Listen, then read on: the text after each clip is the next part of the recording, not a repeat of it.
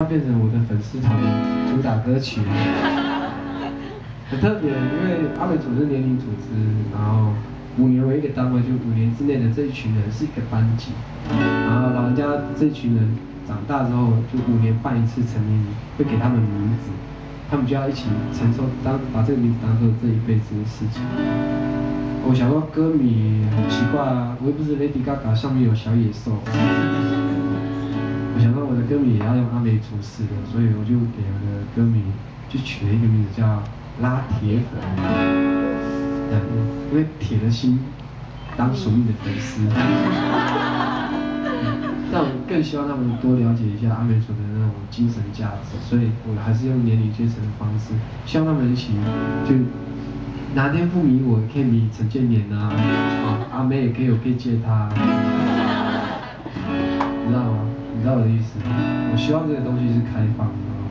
更包容的，然后其实更有力量。好，带来这首歌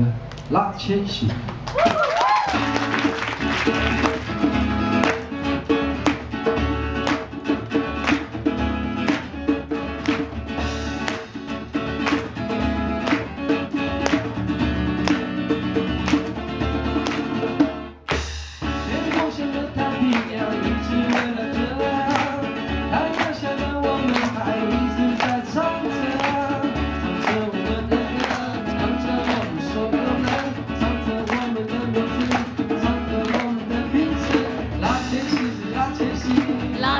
是拉千禧，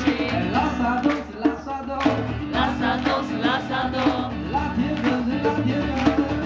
粉是拉铁粉，拉铁粉是拉铁粉，拉铁粉是拉铁粉。